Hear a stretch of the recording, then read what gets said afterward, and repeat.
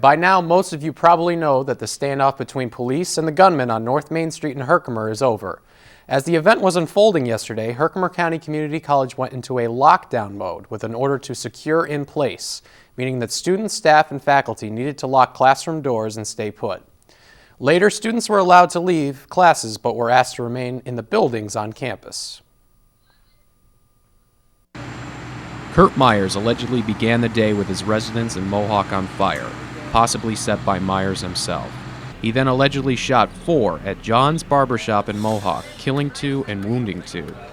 Police believe Myers then drove to Gaffey's Car Wash and Lube in Herkimer, shooting and killing 2 more. It was during these events that the HCCC campus went into lockdown mode. Well, I had just started my 10:30 class with my audio production students when all this information came out, and we were told to shelter our classes in place, which is what I'd been doing for the last two and a half hours or so.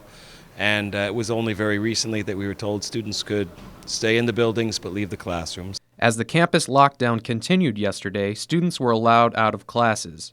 Music industry major Billy Muha, like many we spoke with, was initially in disbelief. What were your thoughts when you heard the news about what happened in Herkimer this morning? Well, a friend kind of came up to me and just said, "Hey, there's been a shooting," and I was like, "There's been a what?" Kind of didn't really believe him at first just because he's kind of frantic and walking down the hall. And once I got to class, everyone started getting text messages that said stay indoors. So pretty much I've just been sitting in class waiting.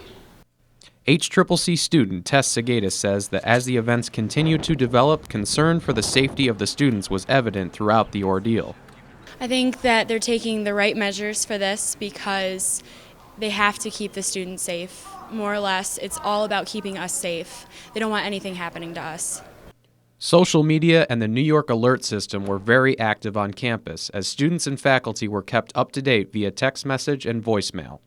HCCC implemented the New York alert system several years ago, and this was the first major incident where it played a role in keeping the public informed. Police helicopters were heard throughout the day and could be seen circling the area, including the Herkimer campus. Governor Cuomo arrived in the afternoon and held a short press conference. And it was established that after the shootings in Mohawk and Herkimer, police were confident that they had Myers cornered in the old Glory Days building on Main Street. Students who live on or around Main Street could not get home yesterday. A meeting was held at 3:30 in the Sarkis Bush Theater to discuss their options for the night, and the Red Cross set up a temporary shelter in the recreation gym on campus for anyone in the community temporarily dislocated by the standoff.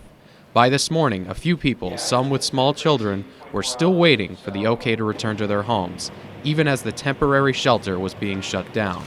Earlier this morning, authorities announced that the suspect, Kurt Myers, had been shot and killed in the Glory Days building on Main Street after a standoff that went through the entire night.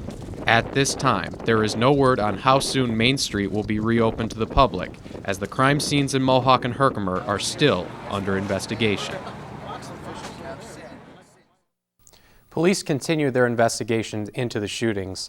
We'll have more on-campus reaction to yesterday's events later in our Question of the Week segment.